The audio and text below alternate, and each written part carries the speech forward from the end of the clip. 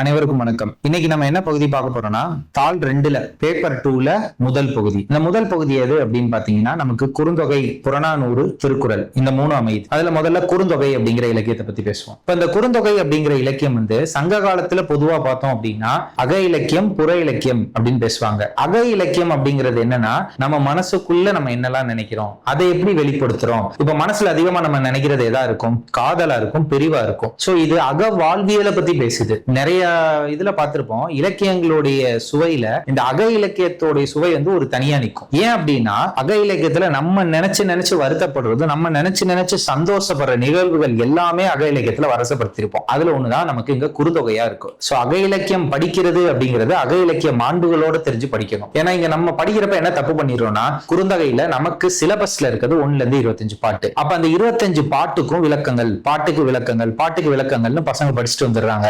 நான் போன வீடியோல சொன்ன மாதிரி ஒரு கேள்வியை கேட்டா அந்த பாட்டு அப்படியே மனப்பாடம் பண்ணி எழுதிடுறாங்க, கீழே விளக்கத்தை எழுதிட்டு சார் மார்க் வரலைங்கிறாங்க. அப்படி இல்ல, அக இலக்கியத்தை படிக்கிறதுக்குன்னு நமக்கு ஒரு மரபு இருக்கு. எப்படி மரபு அப்படின்னா, களவு காலம் அப்படின்னு சொல்லுவாங்க. திருமணத்துக்கு முன்னாடி நடக்கக்கூடிய செயல்கள், அப்ப அந்த பெண்ணை நலம் பாராட்டலா இருக்கட்டும், இதெல்லாம் கையுறை கொடுத்தல், பரிசு பொருள் கொடுக்கிறதா இருக்கட்டும், இதெல்லாம் திருமணத்துக்கு முந்தைய காலத்துல நடைபெறுது.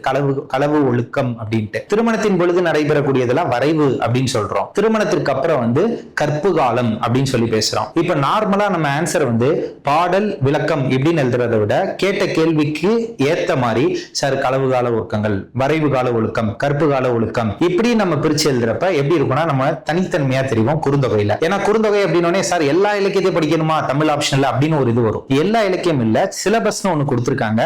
அப்ப சிலபஸ்ல ஸ்பெசிஃபை பண்ணிருக்காங்க. சார் இப்ப இந்த 2 எக்ஸ்ட்ரீமான ஸ்டூடெண்ட்ஸ் இங்க ஒண்ணு சேரணும். என்ன அப்படின்னு பாத்தீங்கன்னா, சார் எல்லாமே படிக்கணுமான்னு ஒரு ஆச்சரியக்குறியோட இருக்கவங்க ஒருத்தவங்க. ஒரு சில பேர் சார் இந்த 25 மட்டும் நான் படிச்சா போதுமா அப்படிங்கிறவங்க. இந்த 2 நம்ம எப்படி மெர்ஜ் பண்றது அப்படின்னு பார்த்தா, நமக்கு அடிப்படையில கண்டிப்பா தெரிஞ்சுக்கணும். இப்ப சொன்னேன் பாத்தீங்களா, அக இலக்கிய மாண்புகள், மரபுகள்னு. இதை நம்ம தெரிஞ்சுக்கிட்டு இந்த 25 பாட்டுல இங்க எங்கெங்கெல்லாம் அக இலக்கியம் இருக்கு, மாண்புகள், எக்ஸாம்பிளுக்கு மடலேறுதல் எங்க இருக்கு, கையுறை கொடுத்தல் எங்க இருக்கு, நலம் பாராட்டல் எங்க இருக்கு, அடுத்தது தலைவி ஆற்றாமை எங்க இருக்கு, அடுத்தது தோழி ஆற்றுவித்தல் எங்க இருக்கு. இந்த மாதிரி நம்ம அக இலக்கிய மாண்புகளோட இந்த 25 பாட்டை எடுத்து மேனேஜ் பண்ணி கரெக்டான பொருத்தத்தோட படிச்சோம்னா இது ஒரு ஈஸியான இலக்கியம். அடுத்தது இது படிக்கிறப்ப எப்படி படிக்கணும்னா, பொதுவா செயல் இலக்கியங்களை செயல் வரிகளை ஃபர்ஸ்ட் படிச்சுட்டு அடுத்து விளக்கங்கள் படிக்காம முதல்ல என்ன பண்ணுங்க, விளக்கங்களை வாசிங்க. விளக்கங்கள் வாசிக்க உங்களுக்கு அதை பத்தி ஒரு பரிச்சயம் வரும், அதை பத்தி நல்ல ஒரு புரிதல் வரும். அதுக்கப்புறமா நீங்க என்ன பண்ணணும்னா உள்ள போயிட்டு செயல் வரிகள் வாசிக்கணும். இதுதான் அப்படியே ரிவர்ஸ் மெத்தட். ஸ்கூல்ல எல்லாம் என்ன பண்ணிருப்போம்னா, செய்யுள ஃபர்ஸ்ட் படிச்சிருப்போம், வார்த்தைக்கு வார்த்தை மீனிங் படிச்சிருப்போம். அப்படிங்க பண்ணாதீங்க. ஃபர்ஸ்ட் விளக்கத்தை தெளிவா படிச்சு கண்டென்ட்டை நல்லா அப்சர்வ் பண்ணிக்கோங்க. கருத்து செறிவுங்கிறது இங்க ரொம்ப முக்கியம். அதுக்கப்புறம் பாடல் வரிக்குள்ள போங்க. இப்ப பாத்தீங்கன்னா பாடல் வரியில பாதி வரிகள் உங்களுக்கு தெரிஞ்ச மாதிரி இருக்கும். அப்படி தெரியாத 1-2 வரிகளுக்கு இப்ப உட்காந்து விளக்கத்தை படிச்சிட்டீங்கன்னா ஈஸியா இருக்கும். இப்ப குறுந்தொகையோட நோட்ஸ் இந்த மாதிரி எப்படி தயார் பண்ணலாம் அப்படிங்கிறப்ப ஒரு இது சொல்றேன். இப்ப கையுறை கொடுத்தல்னா அதுக்கு என்ன பாட்டு, அதுக்கு ஒரு விளக்கம். நலம் பாராட்டல்னா அதுக்கு என்ன பாட்டு, அதுக்கு ஒரு விளக்கம். அடுத்தது மடமா குரல்ல நமக்கு 2 பாட்டு இருக்கு சிலபஸ்ல, அப்ப அதுக்கான பாட்டு விளக்கம். இப்படி ஃபர்ஸ்ட் எடுத்தது இது அடிப்படையான மெட்டீரியல். 25 பாட்டுக்கு ரெடி பண்ணிடணும். இதுக்கப்புறம் நீங்க என்ன பண்ணணும் அப்படின்னு பார்த்தா, இதுக்கு குறிப்பெடுத்து வைக்கணும். அப்ப இந்த குறிப்பெடுத்து வைக்கிறத ஒரு டேபிளர் காலம் மாதிரி போட்டா நமக்கு மறக்காது. ஃபர்ஸ்ட் பாட்டு என்ன திணை, குறிஞ்சி திணை சார், என்ன துறை, கையுறை கொடுத்தல். அடுத்த ஆசிரியர், இதோட ஆசிரியர் பேரை வச்சு அதிகமா கேள்வி கேட்கிறாங்க. அடுத்து அதோட மைய கருத்து என்ன, அண்டு இதர கருத்துக்கள் ஏதாவது கொடுத்துருக்கான்னு இப்படி நம்ம ஒரு டேபிளர் காலம் போட்டு நம்ம ஈஸியாக மேனேஜ் பண்ணி வச்சுக்கிட்டோம்னா, நமக்கு திருப்பி எக்ஸாமில் போகிறப்ப ரீகலெக்ஷன் மெத்தட்ஸ் இதில் ஈஸியாக இருக்குது. இந்த டேபிளர் காலம் மெத்தட் பெரும்பாலான இலக்கியங்களுக்கு இந்த மாதிரி நம்மளால் கையாள முடியும். அப்போ நான் என்ன சொல்கிறேன், குறுந்தொகைக்கு அடிப்படையான குறிப்புகள், அடுத்து டேபிளர் காலம் போட்ட சிறு குறிப்புகள்னு சொல்லி தயார் நிலையில் இருக்கணும். இது என்னென்ன கேள்விகளுக்கு 25 பாட்டை ரெடி பண்ணிட்டேன். இதுக்கப்புறம் பாசிபிள் கொஸ்டின்ஸை நான் எப்படி அனலைஸ் பண்ணுறது.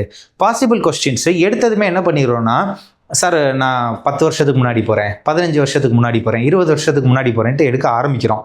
அப்போ சிலபஸ் வேறு மாதிரி இருந்திருக்கும், இப்போ வேறு மாதிரி இருக்குது. அப்போ ஆசிரியர்களாக எங்களோட வேலை அதெல்லாம் நாங்கள் பார்த்துக்குறோம். எப்படி குறுந்தொகைனா 20 வருஷத்துக்கு முன்னாடி இப்போ இருக்க ரெலவன்ஸ் ஏதாவது சிலபஸில் இருக்கா, ப்ரீவியஸ் இயர் கொஸ்டினில் இருக்கா, அப்போ அதை மட்டும்தான் எடுப்போம். என்டையர் திங்ஸை எடுக்க மாட்டோம். இப்போ நீங்க என்ன பண்ணணும், படிக்கிறப்ப லாஸ்ட் 5 வருஷத்தோட கொஸ்டின் அட்லீஸ்ட் ஒரு 2020 2021 வரைக்கும் பின்னாடி போங்க. போன வருஷம் என்ன கேட்டிருக்காங்க, அதுக்கு போன வருஷம் என்ன கேட்டாங்க, அதுக்கு போன வருஷம் என்ன கேட்டாங்கன்னு பாருங்க. இதுல ஒரு காமனான உங்களுக்கு ஒரு பேட்டர்ன் கிடைக்கும். என்ன காமனான பேட்டர்ன் கிடைக்குதுன்னா, ஆசிரியர் பேர் வச்சு அடிக்கடி கேள்வி கேட்டுக்கிட்டே இருக்காங்க. இது என்ன கொடுத்துருக்காங்க, இது என்ன கொடுத்துருக்காங்கன்னு. அதே மாதிரி பாடல் வரிகளை வச்சு சமீபத்தில் கேள்வி கேட்கறது இந்த குறுந்தொகை, புறநானூறு இந்த மாதிரியான பகுதிகளில் இப்போ அதிகமாயிட்டே வருது. அடுத்தது குறுந்தொகையில் உணர்வுகள், காதல் உணர்வா இருக்கட்டும், மாந்தர்களின் உணர்வுகளா இருக்கட்டும், இதெல்லாம் கேட்டுக்கிட்டு இருக்காங்க. அடுத்தது பரத்தமை ஒழுக்கத்தை பத்தி ஒரு கேள்வி கேட்டிருக்காங்க. அதுக்கப்புறம் பாத்தீங்கன்னா வரலாற்று குறிப்புகள்னு ஒரு கேள்வி கேட்டிருக்காங்க. அடுத்தது தலைவியின் பிரிவு அப்படின்னு கேட்டிருக்காங்க. ஸோ இந்த மாதிரி நம்ம ஓவராலா பாக்குறப்ப எப்படி ப்ரிப்பேர் பண்ணும் குறுந்தொகையா, ஃபர்ஸ்ட் என்ன சொல்றேன், 25 பாட்டுக்கும் கருத்து. அதுக்கடுத்து என்ன சொல்றேன், அதை டேப்லர் காலம் மாதிரி போட்டு குறிப்பு. அதுக்கப்புறம் பாசிபிள் கொஸ்டின். இந்த பாசிபிள் கொஸ்டின்ஸையும் இதுக்கு ஏற்ற மாதிரி 21, 22, 23, 24, 25 ரெடி பண்ண வேணாம். அதையும் ஒரு அலைன்மெண்ட்டுக்குள்ள கொண்டு வந்து ரெடி பண்ணும். அது எப்படி சார் அப்படின்னா, தலைவி, தலைவன், தோழி, நற்றாய், செவிலித்தாய்லாம் இருக்கு பார்த்தீங்களா, பரத்தமை, இப்படி அதில் இருக்க கேரக்டரை ஃபுல்லாக தனியாக எடுத்து அதுக்கு தனியாக கூற்றுப்பாடல்கள்னு கேட்டால் என்ன பண்ணணும்னு எழுதணும்.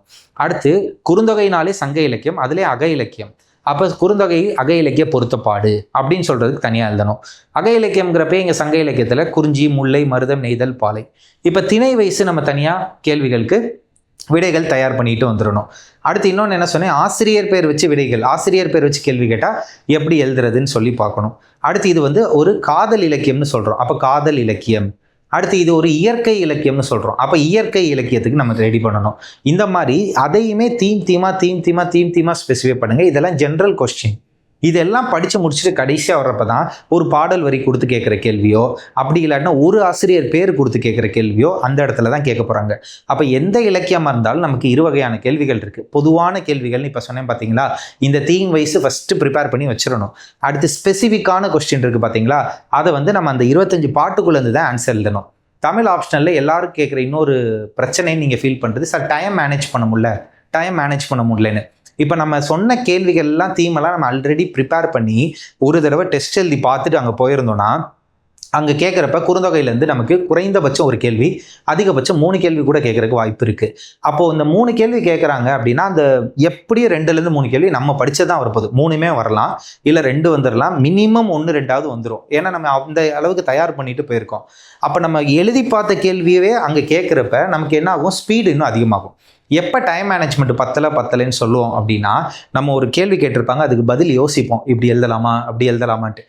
அதுலேயே நமக்கு என்ன ஆயிரும்னா, ஒரு 2 நிமிஷம் 1 நிமிஷம் வேஸ்ட் ஆயிரும். நம்ம ஆல்ரெடி எழுதி பார்த்த கேள்விடா இது அப்படின்னு எழுதணும்.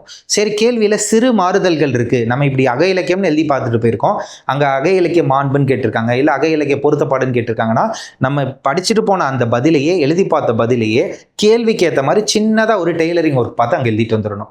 அப்போ நிறையா கொஸ்டின்ஸ் அப்படி ப்ரிப்பேர் பண்ணிட்டு போகிறப்ப நம்ம ஆக்சுவலாக அங்கே எழுத போகிற 19 கேள்வியில் 15லேருந்து 17 கேள்வி நம்ம ஏற்கனவே எழுதி பார்த்த கேள்வியாக இருக்கும். அப்போ ஒரு 2லேருந்து 5 கேள்வி மட்டும்தான் அந்த இடத்துல நம்ம 25 பாட்டுலேருந்து எப்படி, இது எல்லா இலக்கியத்துக்கும் சொல்கிறேன், எப்படிங்கிறத யோசிப்போம். அது யோசிக்கிறப்ப அதுக்கு நீங்கள் 5 நிமிஷத்தில் எழுதணும், 7 நிமிஷத்தில் எழுதணும், 10 நிமிஷத்தில் எழுதணும்னு வரையறை வைக்காதீங்க. தெரிஞ்ச கேள்வியாக இருந்தால் வேகமாக எழுதுங்க. ஏன்னா எழுதி பார்த்த கேள்வியவே ஸ்கூலில் மாதிரி நீங்கள் எங்கே போய் எழுத போகிறீங்க, அப்போ கடன்னு எழுதிட்டு வந்துடலாம்.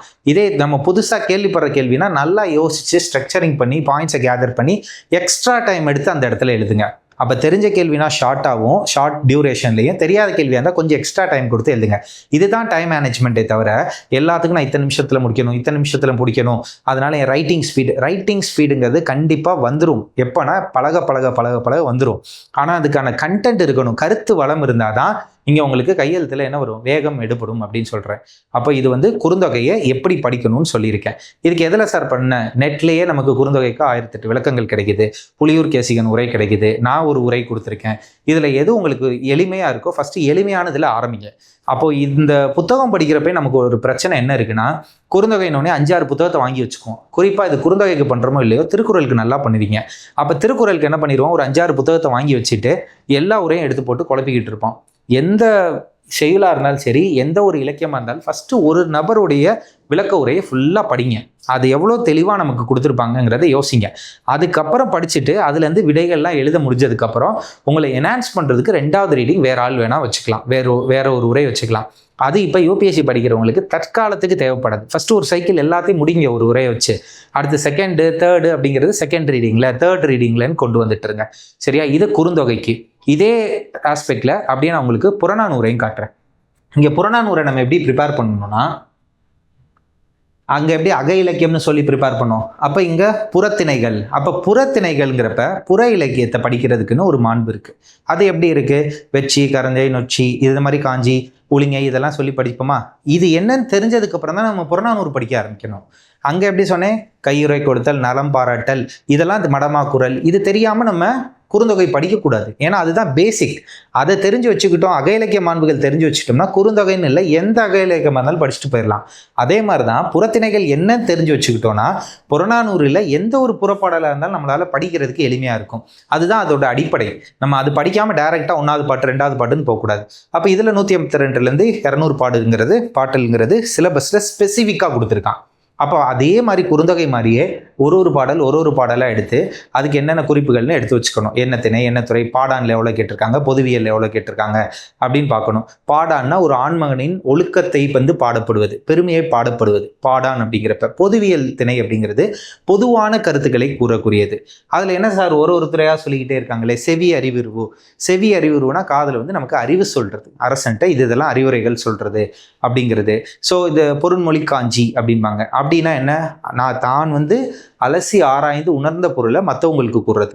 இப்போ பெருங்காஞ்சி அப்படிங்கிறது என்ன? ஒரு நிலையாமை தத்துவத்தை பற்றி பேசுறது. ஸோ இந்த மாதிரி இதோட அடிப்படையை தெரிஞ்சதுக்கப்புறம் உள்ளே போய் நம்ம படிக்க ஆரம்பித்தோம் அப்படின்னா படிக்கிறதுங்கிறது ஈஸி. இதெல்லாம் ரெடி பண்ணதுக்கு அப்புறம் தான் நம்ம என்ன பண்ணணும்? பாடலுக்குள்ளே போகணும். அப்போ பாடலுக்குள்ளே போகிறப்ப நான் வழக்கம் போல் சொன்ன மாதிரி தான் என்ன சொல்லியிருக்கேன் இங்கே பாருங்கள். இப்போ சொன்னேன்ல, இது எல்லாத்தையும் பார்த்துக்கணும். பொதுவியல், பாடான், பொருண்மொழி காஞ்சி, பெருங்காஞ்சி, செவி அறிவுரு, பரிசில் கடாநிலை, பரிசில் துறை, இதெல்லாம் ஃபஸ்ட்டு படித்ததுக்கு அப்புறம் தான் நம்ம எங்கே போகணும்? பாடலுக்கு போகணும். அப்போ பாடலுக்கு என்ன சொல்லியிருக்கேன்? பாடல் செய்யலை விட ஃபஸ்ட்டு கருத்துக்கு உள்ளே வந்துடணும்.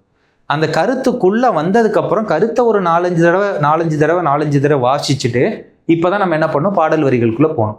அந்த பாடல் வரிகளுக்குள்ளே போயிட்டு அடுத்தது என்ன பண்ணணும்? இந்த மாதிரி சிறு குறிப்பு எடுத்துக்கணும். நான் சொன்னேன்ல, ஷார்ட் நோட்ஸ்னு ஒன்று எடுத்துக்கணும். அப்போ இந்த ஷார்ட் நோட்ஸை வச்சு தான் நம்மளுக்கு ரீகலெக்ஷன் ஈஸியாக இருக்கும். இந்த மாதிரி பாயிண்ட்ஸை எடுத்து வச்சுக்கணும். இப்போ நல்லா கவனிங்க, தமிழ் லிட்ரேச்சர் ஆப்ஷனலில் நான் இது வரைக்கும் இவ்வளோ வருஷத்தில் பசங்க பேப்பரை திருத்தினதில் நான் டிஃபிகல்ட்டாக ஃபீல் பண்ணுது, சில பேருக்கு இந்த கண்டென்ட் எல்லாம் கரெக்டாக இருக்காது. சில பேருக்கு மிகைப்படுத்துதல் மட்டும்தான் ஆப்ஷனல்ன்ட்டு ஒரே ஒரு வரி இருக்கும், அது நல்லா மிகைப்படுத்தி எழுதியிருப்பான், கண்டென்ட்டே இருக்காது. அப்போ பாயிண்டாக சொல்கிறேன் பாருங்கள். ஃபஸ்ட்டு நமக்கு நம்பர் ஆஃப் பாயிண்ட்ஸ் ரொம்ப முக்கியம். அந்த நம்பர் ஆஃப் பாயிண்ட்ஸை எப்படி அழகுற எழுதுறோங்கிறது முக்கியம். இது ரெண்டையும் எப்படி கேள்விக்கு ஏற்ற மாதிரி எழுதுறோங்கிறது 3வது முக்கியம். இது 3மே நமக்கு வேணும். கருத்து வளமும் வேணும், அதை அழகாக அதை எந்த மாதிரி கோர்வையாக கொடுக்குறோம், மிகைப்படுத்தி எழுதுறோங்கிறதும் முக்கியம். அடுத்து 3வது என்ன சொல்கிறேன்? கேட்ட கேள்விக்கு ஏற்ற மாதிரி இதே எழுதணும். சரி, இப்போ புறநானூறுக்கு பார்ப்போம் சார். குறுந்தொகையில் நீங்கள் தீமாக பிரித்து சொன்னீங்க. இப்போ புறநானூறுக்கு எப்படி பிரிக்கலாம்? புறநானூருக்கும் அதே கதை தான். பொதுவியல் திணை அப்படின்னு சொல்லி கேள்வி கேட்கலாம், பாடான் திணை அப்படின்னு கேள்வி கேட்கலாம். அப்படி இல்லாட்டி ஒரு பாட்டிலேருந்து கேள்வி கேட்கலாம். அந்த ஒரு பாட்டிலேருந்து கேள்வி கேட்குறப்ப ஆசிரியர் பேர் கொடுத்து கேட்கலாம். பொதுவான கேள்விகளே பார்த்தீங்கன்னா, புறநானூரில் கூறப்படும் அறங்கள் யாவை, மன்னன் எவ்வாறு இருக்கணும்னு புறநானூறு சொல்லுது, இந்த மாதிரி கேள்வியெல்லாம் கேட்கலாம். வரி விதிப்பு நமக்கு தெரியும். கொஞ்சம் வருஷத்துக்கு முன்னாடி நம்ம ஃபினான்ஸ் மினிஸ்டர் நிர்மலா சீதாராமன் அவர்கள் என்ன பண்ணாங்கன்னா, இவ்வளோ வருஷமாக பட்ஜெட்டுன்னு ஒன்று வாசிக்கிறப்பெல்லாம் திருக்குறள் வச்சே ஆரம்பிப்பாங்க.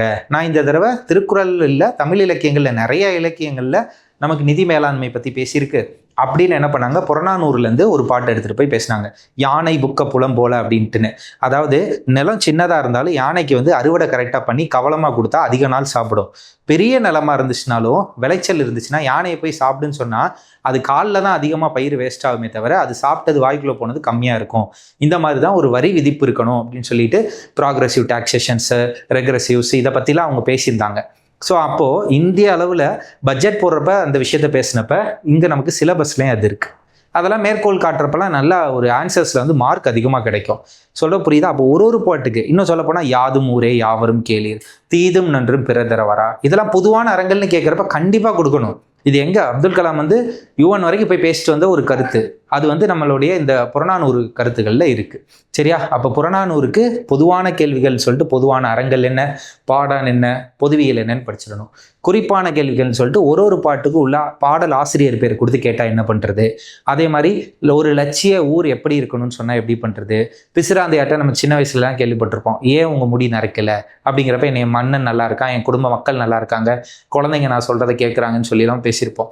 இந்த மாதிரி ஸ்பெசிஃபிக் கொஸ்டின்ஸ் கேட்குறதுக்கு இதில் வாய்ப்பு இருக்குது. கடைசியா பாடல் வரி ஏதாவது ஒரு வரி கொடுத்து இடஞ்சுட்டி பொருள் விளக்கு கேட்கறதுக்கும் இதுல வாய்ப்புகள் இருக்கு. அதை வந்து தெளிவா எடுத்து வச்சுக்கணும். இதுலயே வந்து லாஸ்ட் 5 வருஷம் என்னென்ன கொஸ்டின் கேட்டிருக்காங்கிறத நான் இப்போ ஆட் பண்ணியிருக்கேன். அதை பார்த்துக்கோங்க என்னென்ன கேட்டிருக்காங்கன்ட்டு. இதுக்கு அடுத்த இலக்கியமா நம்ம பார்க்க போறது வந்து என்ன அப்படின்னா திருக்குறள். இப்ப திருக்குறள் அப்படின்னா தமிழ் ஆப்ஷனல் படிக்கிறவங்கலாம் விட்டுருங்க, பொதுவாகவே இப்போ நம்ம பேசின பட்ஜெட் பேசினப்பவே புறநானூரை பற்றி பேசியிருக்காங்க. அப்போ இந்த திருக்குறளில் நமக்கு தமிழராக பிறந்த எல்லாருமே அதை படிக்கணும், தமிழரில் உலகளவில் எல்லாருமே அதை படிக்கணும் அப்படிங்கிறது தான் எல்லாருடைய கருத்தாகவும் இருக்குது. அப்படிப்பட்ட ஒரு மிகப்பெரிய அற இலக்கியமான திருக்குறளில் நமக்கு சிலபஸில் இருக்கிறது என்ன இந்த திருக்குறளில் அப்படின்னு பார்த்தீங்கன்னா, இறைமாட்சி முதல் அவை அஞ்சாமை வரைன்னு எல்லாமே அட்மினிஸ்ட்ரேஷனுக்கு ஏற்ற மாதிரி திருக்குறளாக இருக்கும். அப்போ இங்கே வந்து ஒரு மன்னனுக்கான குணங்கள் என்ன, மன்னன் எப்படி இருக்கணும், அதே மாதிரி மக்களை எப்படி பார்த்துக்கணும், கல்வியின் முக்கியத்துவம் என்ன, இந்த மாதிரியான நமக்கு அதிகாரங்கள். இதில் இன்னும் சொல்லப்போனால் இந்த 350 குறளில் நீங்கள் ஏற்கனவே பாதி குறளில் அட்லீஸ்ட் கொஞ்சம் குறளாவது நீங்கள் வந்து ஸ்கூல் லெவலில் கேள்விப்பட்டதாக இருக்கும். ரிமைனிங் மட்டும் இங்கே படிக்கணும். இப்போ திருக்குறள் படிக்கிறோம் அப்படின்னோடனே என்ன பண்ணிடக்கூடாது, இது ஒப்புவித்தல் போட்டி இல்லை, ஃபர்ஸ்ட் குறள் 2வது குறள் 3வது குறள்னு மனப்பாடம் பண்ண ஆரம்பிச்சிருங்க. அப்படி இல்லை. திருக்குறளில் 2 வகையாக கேள்விகள் கேட்கலாம். ஒன்று பொதுவான கேள்விகள்னு வச்சுக்கோங்க. அந்த பொதுவான கேள்விகள் என்னென்னா, திருக்குறளின் மொழிபெயர்ப்பு என்ன, திருக்குறளுக்கு எப்படி விளக்க உரைகள் யார் யார் கொடுத்துருக்காங்க, உரை யார் யார் எழுதியிருக்காங்க, திருக்குறளுடைய அமைப்பு எப்படி இருக்கு, திருக்குறள் ஏன் சிறந்த இலக்கியம், இப்படிங்கிற பொதுவான கேள்வியாக ஃபர்ஸ்ட் ப்ரிப்பேர் பண்ணணும். அதுக்கடுத்து என்ன பண்ணணும் அப்படின்னா, அதிகாரம் வைஸ் ப்ரிப்பேர் பண்ணணும். அதிகாரம் ஒரு இறைமாட்சிங்கிற அதிகாரத்தை தனியாக கேள்வி கேட்டால் எப்படி எழுதுறது, கல்விங்கிற ஒரு அதிகாரத்தை கேட்டால் எப்படி எழுதுறதுன்னு. இதில் என்ன ட்விஸ்ட்னா, நமக்கு ஆப்ஷனலில் மொத்தமாகவே 10 மார்க் 15 மார்க் 20 மார்க் இந்த கேள்விகள் தான் கேட்டுக்கிட்டு இருக்காங்க. இப்போ கல்வி பற்றி திருவள்ளுவர் கூறுவன யாவை அப்படின்னு ஒரு கேள்வியை 20 மார்க்லையோ 15 மார்க்லையோ கேட்டாங்கன்னா, அங்கே கல்வி மட்டும் எழுதக்கூடாது, கல்வியும் எழுதிட்டு கல்லாமையும் எழுதணும். ஏன்னா அவங்க கல்வி பற்றின்னு சொல்லியிருக்காங்களே தவிர கல்வி என்னும் அதிகாரம்னு சொல்லலை.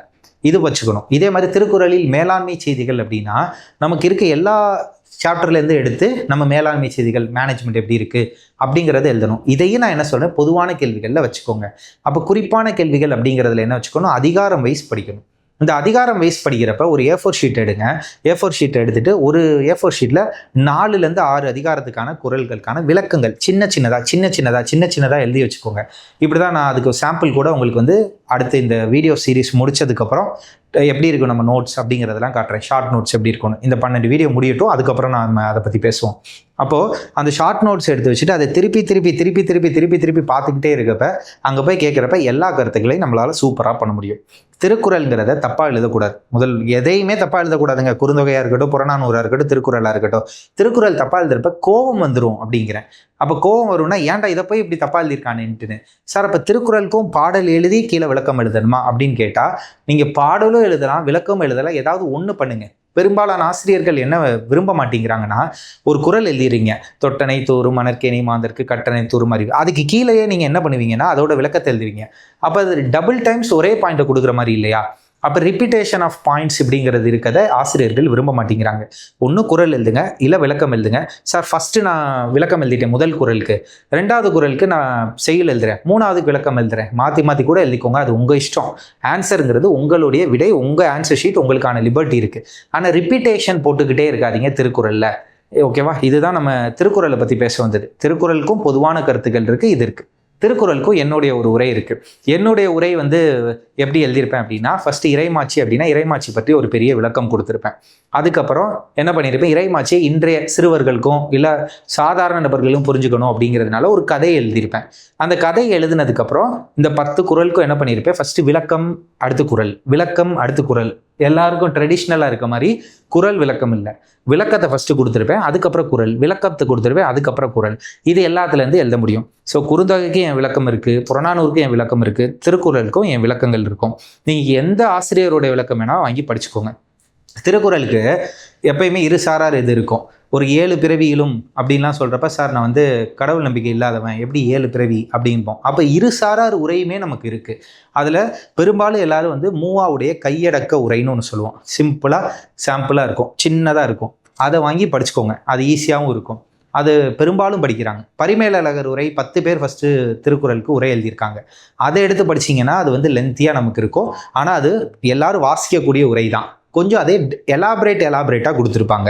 சரியா? ஆனால் ஏதாவது ஒரு விளக்க உரையாவது, நான் அப்போ சொன்னேன் பார்த்தீங்களா, குறுந்தொகைக்கு அதே மாதிரி தான். ஃபஸ்ட்டு ஒன்று படிங்க, அதுக்கப்புறமா ஆட் பண்ணிக்கலாம். ஒன்று படித்து அதோட previous year question theme wise எடுத்துக்கிட்டு அந்த தீம் வைஸ் உள்ள கொஸ்டினை எழுத முடியுதான்னு பாருங்கள். அதுக்கப்புறம் நம்ம ஆட் ஆன்ஸு, வேல்யூ அடிஷன்ஸு இதெல்லாம் எல்லா ஆப்ஷனலில் இருக்க மாதிரியே இதுக்கும் வேல்யூ அடிஷன்ஸ் பண்ணுவோம். ஓகேவா? இந்த 3 இலக்கியத்தை பற்றி இந்த வீடியோவில் பேசியிருக்கேன். கண்டிப்பாக யூஸ்ஃபுல்லாக இருந்திருக்கும் நம்புறேன். இது எங்கே இருக்குது அப்படின்னா பேப்பர் 2ல் நமக்கு பார்ட் 1ல் இருக்குது, பகுதி 1ல் இருக்குது. குறுந்தொகை பற்றி பேசியிருக்கேன், புறநானூறு பற்றி பேசியிருக்கேன், திருக்குறள் பற்றி பேசியிருக்கேன். இது வந்து ஒரு ஷார்ட்டான விளக்கம் தான். ஏன் அப்படின்னா திருக்குறளை பற்றி உங்களுக்கே தெரியும், காலிலேருந்து நைட் வரைக்கும் இல்லை, எத்தனை மாதம் வேணால் பேச முடியும். குறுந்தொகை பற்றியும் அதே தான் பேச முடியும், புறநானூறு பற்றியும் பேச முடியும். எல்லாத்தை பற்றியும் அதனுடைய பெருமைகளை பேசுகிறதுக்கே நமக்கு அதிகமாக இருக்குது. இங்கே நான் எதுக்குள்ளே லிமிட் பண்ணுறேன்னா யூபிஎஸ்சியில் அதை எப்படி ப்ரிப்பேர் பண்ணணும் அப்படிங்கிற ஒரு டாபிக்குள்ளே நான் இதை லிமிட் பண்ணுறேன். சரியா? அடுத்த வீடியோவில் அடுத்த டாபிக்ஸ் பற்றி பேசுவோம். தேங்க்யூ.